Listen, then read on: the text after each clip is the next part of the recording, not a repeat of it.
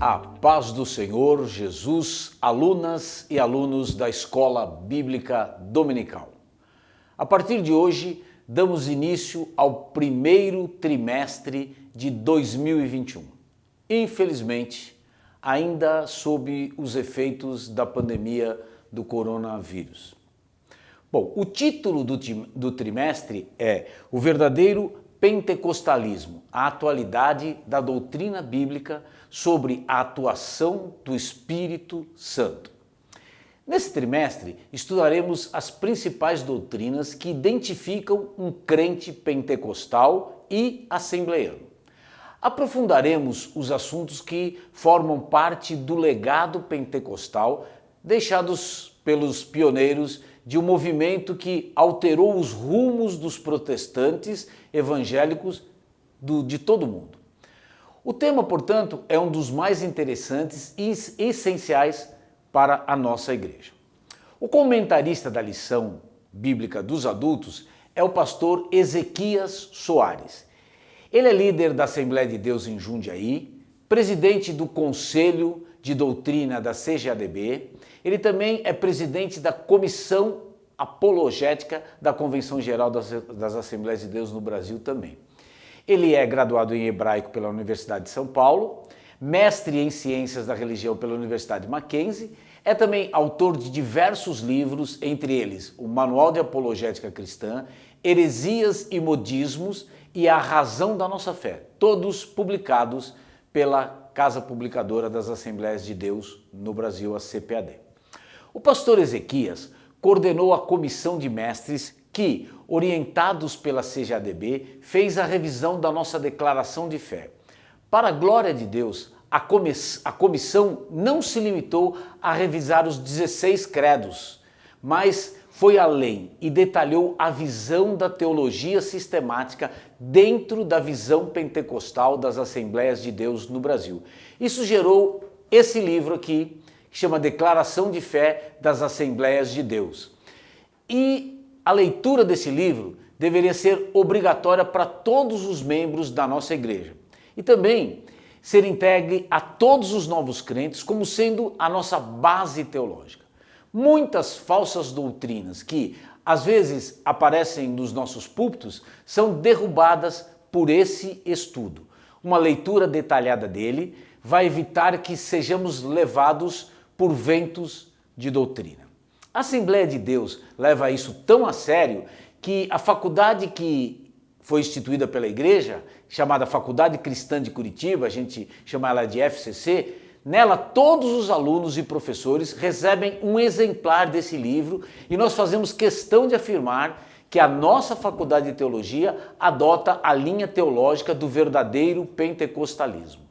Todos os materiais do EAD, por exemplo, são revisados levando em conta a declaração de fé presente nesse livro, que também foi publicado pela CPAD. As lições do primeiro trimestre de 2021 podem ser divididas em 3 grandes blocos. O primeiro deles vai da lição 1 até a lição 6, que apresenta o conteúdo bíblico teológico ou doutrinário sobre o Espírito Santo. O segundo bloco, que abrange as lições 7, 8 e 9, apresenta lições práticas para uma vida pentecostal sadia. E o terceiro bloco, que vai das lições 10 até a 13, resgata as prioridades dos pentecostais no Brasil, tal como os missionários pioneiros fizeram quando chegaram aqui.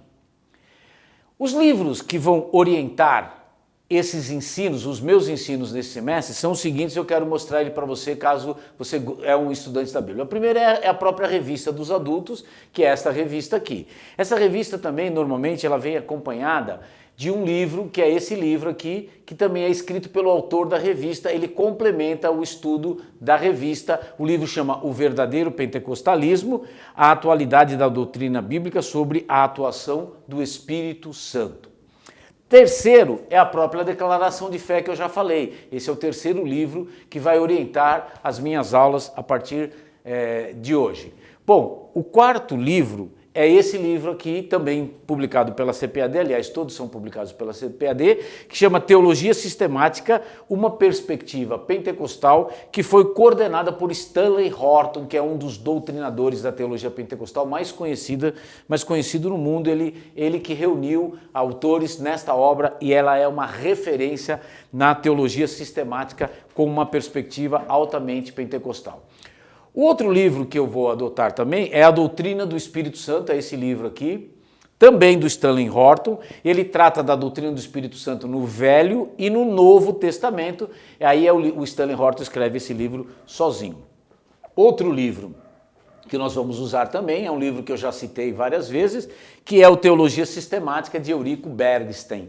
A gente já estudou uma lição recentemente do Eurico Bergsten, ele escreveu bastante lições para a Escola Bíblica Dominical, e essa teologia sistemática, ela é a mais simples, mas a mais profunda e mais fácil de você ler e ter para consultar quando você quiser saber quais são as doutrinas básicas da nossa igreja. Tão importante até então como é a declaração de fé. E por fim, um livro do Charles Swindoll chamado Abraçado pelo Espírito Santo, As Bênçãos Incalculáveis da Intimidade com Deus, também publicado pela CPAD, que é a editora das Assembleias de Deus no Brasil. Hoje estudaremos a lição 1, que tem por título A Pessoa do Espírito Santo. O texto áureo está em Efésios, no capítulo 4, versículo 30, que diz o seguinte: E não entristeçais o Espírito Santo de Deus, no qual estáis selados para o dia da redenção. A verdade prática diz o seguinte: somente a Bíblia revela a verdadeira identidade e as obras do Espírito Santo, um tema que nós, pentecostais, vivenciamos. A leitura bíblica em classe está no livro de João, no capítulo 14, versículos 16 até o 18, e no capítulo 18 e 26, e no capítulo 16, versículo 14. João 14. E eu rogarei ao Pai, e ele vos dará outro Consolador, para que fique convosco para sempre. O Espírito da verdade, que o mundo não pode receber, porque não o vê nem o conhece, mas vós o conheceis, porque habita convosco e estará em vós. E não vos deixarei órfãos, voltarei para vós. 26. Mas aquele Consolador, o Espírito Santo que o Pai enviará em meu nome, vos ensinará todas as coisas e vos fará lembrar de tudo quanto vos tenho dito. E João 16, 14 diz assim: Ele me glorificará, porque há de receber do que é meu e vou-lo-á de anunciar. O verdadeiro pentecostalismo abrange o aspecto bíblico, teológico e prático do pentecostalismo assembleiano brasileiro.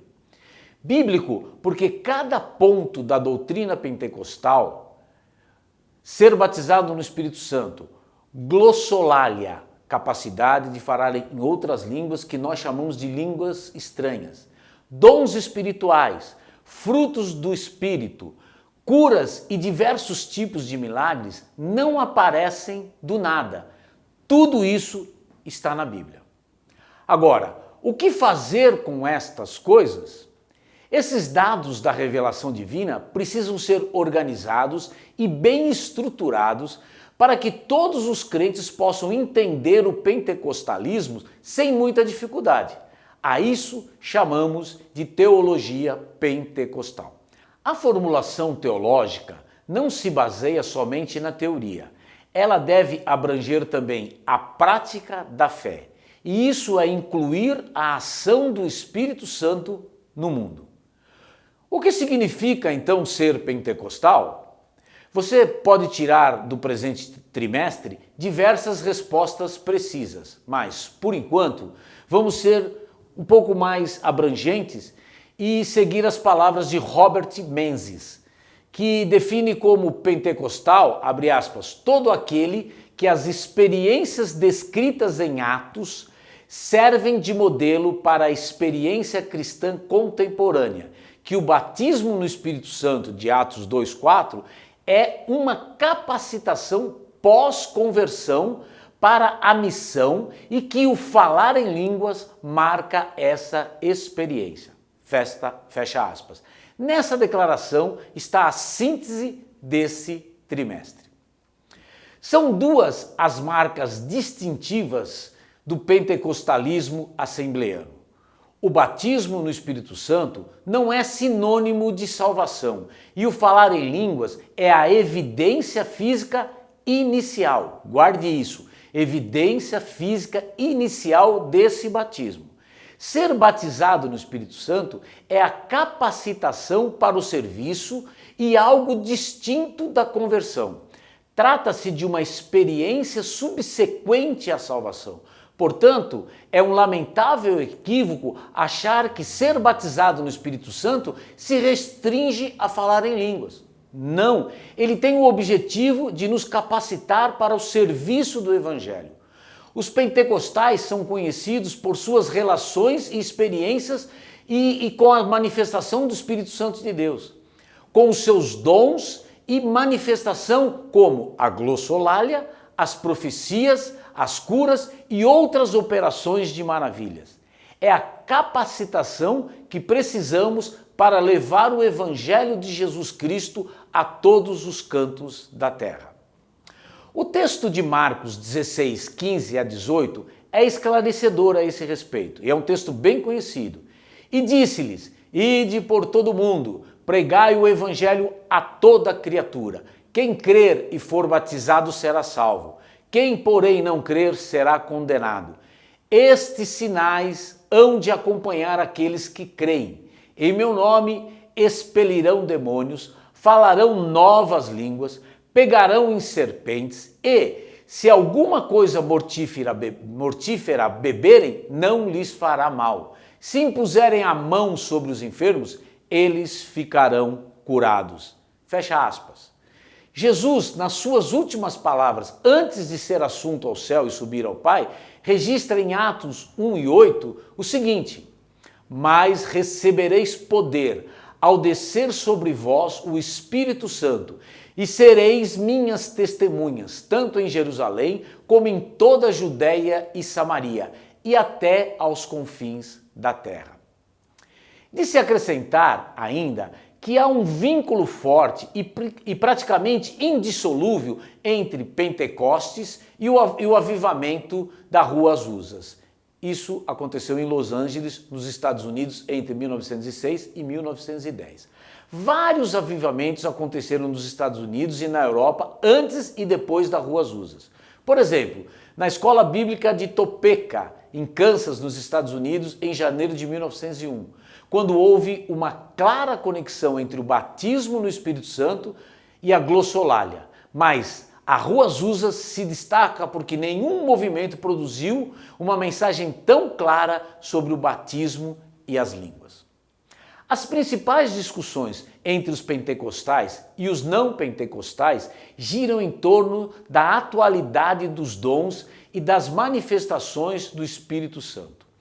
Os cessacionistas, que são os que defendem que o batismo com o Espírito Santo e os dons cessaram com os apóstolos, estão também subdivididos, pois há entre eles os que aceitam, em parte, alguns pontos defendidos pelos pentecostais, como a cura divina, como há também os que negam até mesmo os milagres operados por Jesus no próprio Evangelho.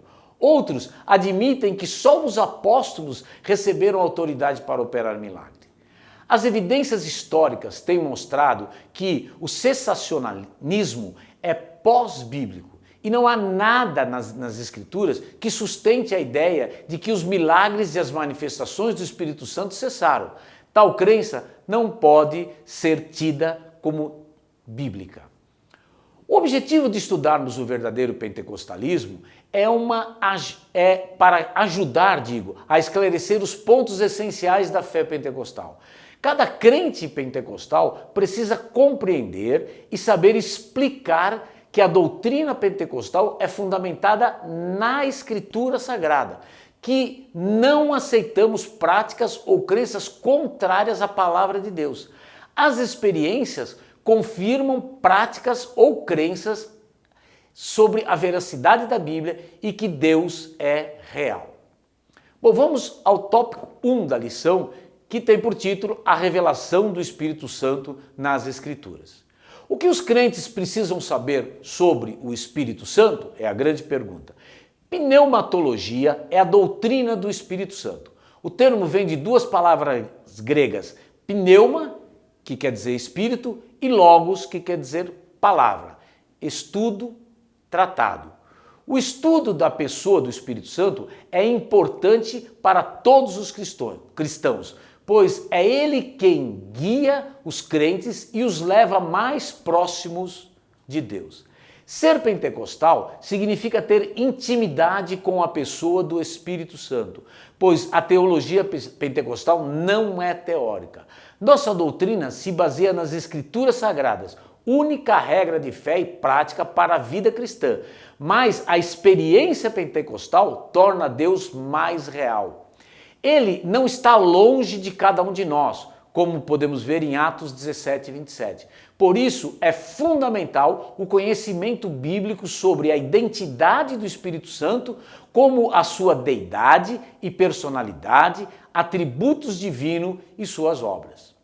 São elementos que mostram a consubstancialidade do Espírito com o Pai e o Filho, como terceira pessoa da Trindade. O Espírito Santo aparece pela primeira vez na Bíblia como Espírito de Deus, na obra da criação. Abre aspas, a terra era sem forma e vazia, havia trevas sobre a face do abismo, e o Espírito de Deus se movia sobre as águas. É o que lemos em Gênesis 1 e 2. A expressão hebraica para Espírito de Deus aparece 11 vezes no Antigo Testamento. Espírito do Senhor aparece 25 vezes. Espírito Santo também aparece 3 vezes. E eu vou citar onde? Salmo 51, versículo 11, Isaías 63, versículo 10 e no versículo 11. A palavra hebraica para espírito é ruá, um substantivo feminino que aparece 378 vezes no Antigo Testamento e significa simultaneamente, abre aspas, vento, sopro, hálito, espírito com letra minúscula e espírito com letra maiúscula, fazendo referência a Deus.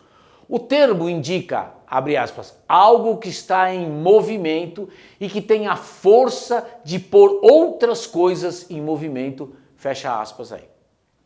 Um subitem do primeiro item, do primeiro tópico, é sobre a divindade do Espírito Santo. A deidade ou divindade absoluta do Espírito Santo é revelada nas Escrituras. E essa é a crença da igreja ao longo dos séculos. Essa verdade está clara na fórmula como nós fazemos a profissão batismal, ou lá na hora do batismo. Quando o Espírito aparece como Deus igual ao Pai e ao Filho, abre aspas, batizando-as em nome do Pai e do Filho e do Espírito Santo, está escrito lá em Mateus capítulo 28, versículo 19. Não somente na fórmula trinitária, a Bíblia revela com clareza a divindade do Espírito. Veja 2 Samuel 23, versículos 2 e 3, veja 2 Coríntios 3, 17 e 18. E mais, abre aspas, um texto bem conhecido lá em 1 Coríntios 3, 16. Não sabeis vós que sois templos de Deus e que o Espírito de Deus habita em vós? O Espírito Santo é chamado de Deus, pois o apóstolo usa alternadamente os nomes Deus e Espírito Santo. Isso porque o cristão é templo de Deus. Veja João 14, 23. Assim, habita no crente o Deus trino e uno, o Pai, o Filho e o Espírito Santo, como a gente vê em Atos capítulo 5, versículos 3 e 4. Deus e o Espírito Santo são uma mesma deidade. O segundo subitem fala da personalidade. A personalidade do Espírito Santo é uma verdade bíblica. As Escrituras revelam os elementos constitutivos dessa personalidade E os principais são o intelecto, a emoção e a vontade, entre outros. O espírito é inteligente e raciocina. Veja 1 Coríntios capítulo 2, versículo 10 e 11 e veja Romanos 8 e 27. Ele tem emoção e sensibilidade, pois ama e pode se entristecer. Veja Romanos capítulo 15, versículo 30 e Efésios 4, 30. E é volitivo, isso é, tem vontade própria. Ele não permitiu que Paulo com a sua comitiva se dirigissem a Bitínia. Veja Atos 16, versículo 7.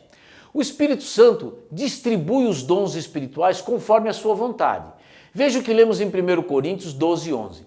Mas um só e o mesmo Espírito opera todas essas coisas, repartindo particularmente a cada um como quer. Ou, na tradução brasileira, distribuindo a cada um particularmente como lhe apraz.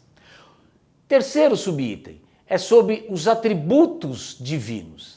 A Bíblia revela estarem presentes todos os atributos incomunicáveis e comunicáveis, ou seja, metafísicos e naturais de Deus no Espírito Santo. Ele é onipotente. Em Romanos 15, 19, lemos: no poder de milagres e prodígios, no poder do Espírito Santo, fecha aspas. E é fonte de poder e milagres. Veja Mateus 12, 28 e Atos 2 e 4. O Espírito conhece todas as coisas, até as profundezas de Deus. Veja 1 Coríntios 2, 10 e 11. Assim como o coração humano ele também conhece. Veja Ezequiel 11, 5 e Romanos 8, 26 e 27. As coisas do futuro, ver em João 16, 13 e Atos 20, 23. Isso por ser onisciente. Ele possui o atributo da eternidade, pois é chamado de Espírito Eterno em Hebreus 9,14. É o Criador do ser humano e do mundo. Veja Jó 26 e 13, 33 e 4 e veja Salmo 104, versículo 30. E também o Salvador, veja Efésios 1,13 e Efésios 4,30 e Tito 3, 4 e 5. A palavra de Deus apresenta, de igual modo, seus atributos comunicáveis, santidade, verdade, sabedoria, entre outros. Ver esses versículos, por exemplo, Romanos 15, 16, João 14, 26, Efésios 1, 17 e João 5 e 6. Bom, vamos para o segundo tópico da lição, que é o Espírito Santo e Jesus. A gente já estudou diversas vezes sobre a Santíssima Trindade. O Senhor Jesus e o Espírito Santo são um só Deus, juntamente com o Pai, visto que a Trindade é a união de três pessoas distintas, mas iguais em glória, poder e majestade. O Antigo Testamento relaciona a promessa messiânica do Espírito Santo. Veja o que diz Isaías 41, 1. Abre aspas. Eis aqui o meu servo, a quem sustento, o meu escolhido, em quem a minha alma se agrada. Pus sobre ele o meu espírito, e ele promulgará o direito para os gentios. E Isaías 61, 1 diz assim: o Espírito do Senhor Deus está sobre mim, porque o Senhor me ungiu para pregar boas novas aos pobres, enviou-me a curar os quebrantados de coração, a proclamar libertação aos cativos e a pôr em liberdade os algemados. O Senhor Jesus reconheceu que esta palavra profética se referia a ele mesmo e que se cumpriu nele. Veja isso em Mateus capítulo 12, versículo 18 até o 21 e veja também em Lucas 4, 17 até o 21. O Espírito Santo atuou na concepção virginal de Jesus no ventre de Maria. Isso a gente vê lá em Mateus 1:20 e também vemos em Lucas 1:35. E veio sobre ele por ocasião do seu batismo por João Batista no Rio Jordão. A gente vê isso registrado lá em Mateus 3:17, em Marcos 1:10 e em Lucas 3:22. E o apóstolo Pedro relata isso na casa de Cornélio. Ele diz o seguinte: como Deus ungiu a Jesus de Nazaré com o Espírito Santo e com poder. Jesus andou por toda parte, fazendo bem e curando todos os oprimidos do diabo, porque Deus estava com ele. Veja isso em Atos 10, versículo 38. A ressurreição de Jesus é obra da Trindade. O Pai, Atos 2,4 e 1 Coríntios 6,14, o Filho, pois Jesus ensinava que ele haveria de ressuscitar a si mesmo. Veja João 2, 19 e 22 e 10 e 18. A ressurreição de Jesus é também obra do Espírito Santo. Abre aspas, e foi designado Filho de Deus com poder, segundo o Espírito de Santidade, pela ressurreição dos mortos, a saber, Jesus Cristo, nosso Senhor. Isso está lá em Romanos, capítulo 1, versículo 4. Em 1 Pedro 3 e 18, a gente lê o seguinte, porque também Cristo padeceu uma vez pelos pecados, o justo pelos injustos, para levar-nos a Deus mortificado, na verdade, na carne, mas vivificado pelo Espírito. Outras versões traduzem vivificados no Espírito. Nesse segundo tópico, eu quero fazer um subitem primeiro. Eu quero introduzir aqui, como faz o comentarista, a palavra pericorese. É um termo teológico desconhecido no meio evangélico que expressa a relação intratrinitária do Pai, do Filho e do Espírito Santo. Ou seja, a habitação das pessoas da Trindade uma na outra. Cada pessoa está nas outras e cada uma se dá às duas outras. A intimidade entre o Filho e o Espírito Santo se dá nesses termos e é eterna. Jesus fala desse relacionamento desde antes que o mundo existisse. Veja em João 17, versículo 5. Em outro momento ele diz a Felipe, não crês tu que eu estou no Pai e que o Pai está em mim? E isso lá está registrado em João 14, 10. O Espírito também nessa trindade, o Espírito também está nessa trindade, digo. Veja 1 Coríntios 2, 10 e 11. O segundo subtópico é que o Espírito glorifica a Jesus. Isso está lá no capítulo 16, versículo 14. Houve época que entre nós, assembleanos, alguns questionavam a adoração ao Espírito Santo. O argumento era baseado numa interpretação equivocada das palavras de Jesus registradas em João 16, 14. Abre aspas. Ele me glorificará, porque há de receber o que é meu. Ainda hoje é comum ouvir alguém dizer que o Espírito Santo não deve ser adorado porque é ele quem glorifica a Cristo. Tal argumento é equivocado, pois o Pai glorifica também o Filho. Veja João 17,5, a gente já falou desse versículo. E nem por isso se diz que o Pai não deve ser adorado. Se o Espírito é Deus, logo pode ser adorado. Do contrário, seria um Deus de segunda categoria. E isso não existe na fé cristã. Terceiro subtópico do tópico 3 é sobre o efeito prático da pericorese. Que isso produz? A verdade é que quando expressamos num culto glórias a Deus, o Filho e o Espírito são glorificados no seu louvor. Veja Filipenses 3 e 3. Da mesma maneira, quando damos glórias a Jesus, o Pai e o Espírito Santo estão sendo também glorificados. E igualmente, quando glorificamos o Espírito Santo, o Pai e o Filho são glorificados juntamente. Veja Apocalipse 5, 6 e 13.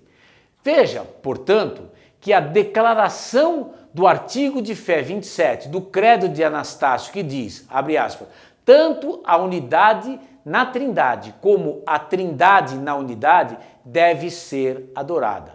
Portanto, está fundamentada nas Escrituras. Tanto faz adorar a Jesus separadamente ou qualquer das outras pessoas da Trindade, como adorar a Trindade.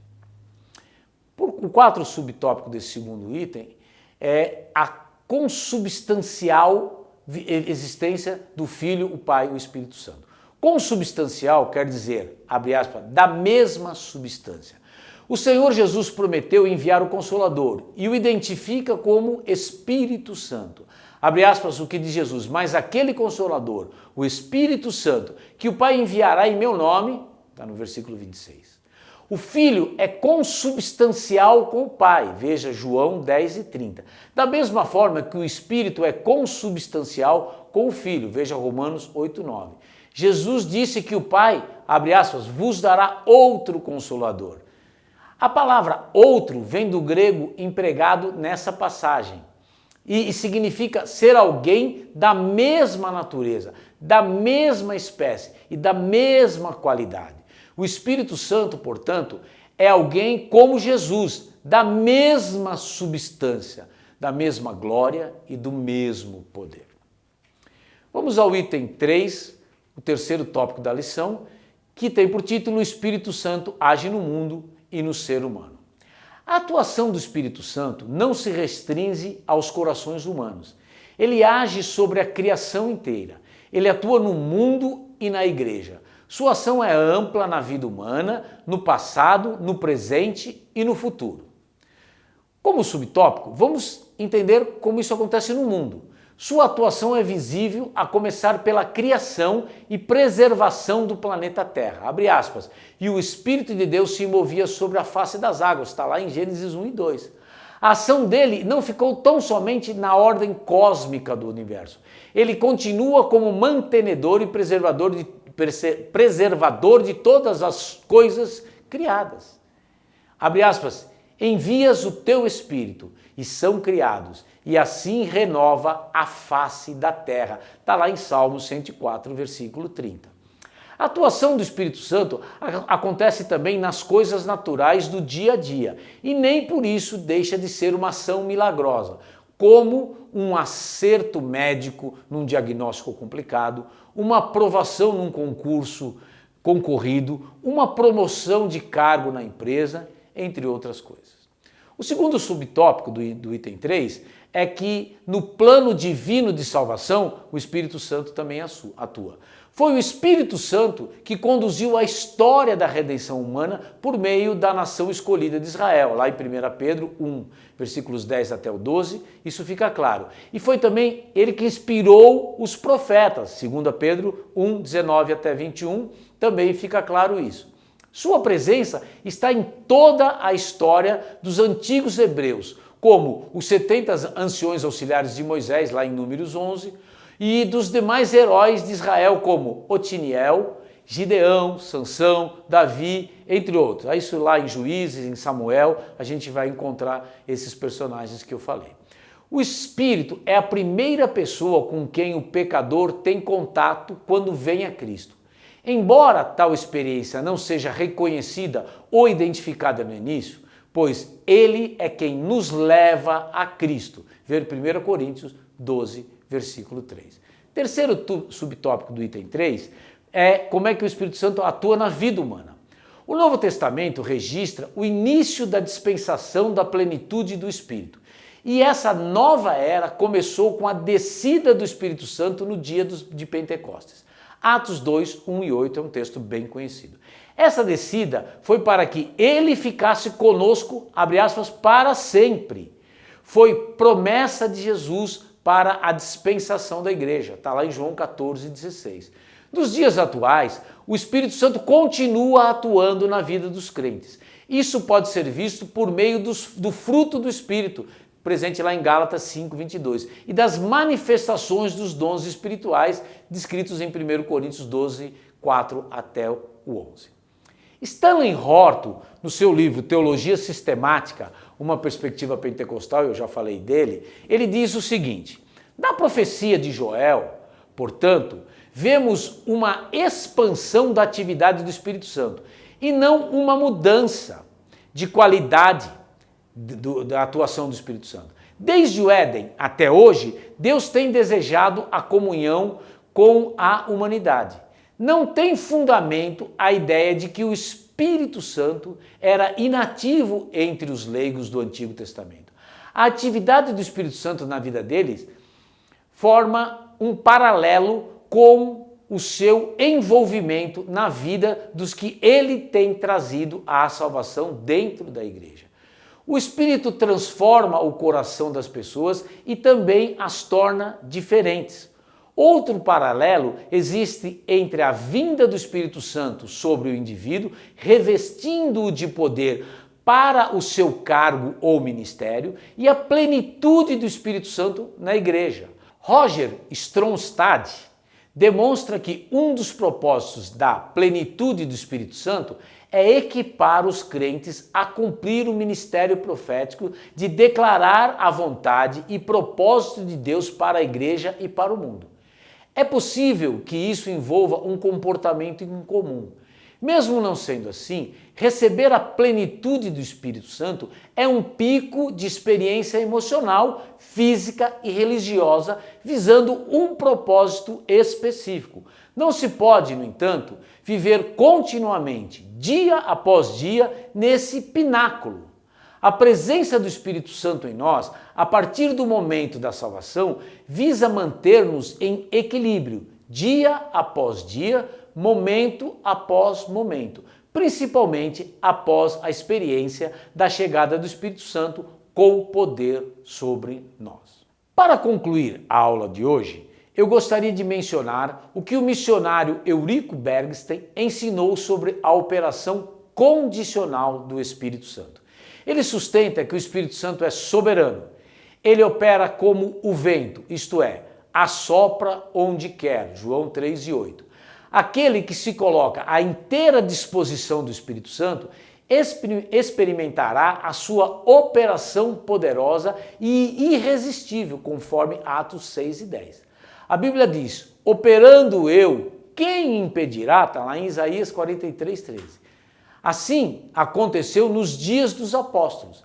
Apesar dos inimigos os perseguirem, procurando impedi-los de agir, o Espírito Santo operava por meio deles de tal maneira que o Evangelho se espalhou vitoriosamente por toda parte, conforme a gente pode conferir em Atos 4:33, 5:40 a 42 e Atos 6:7.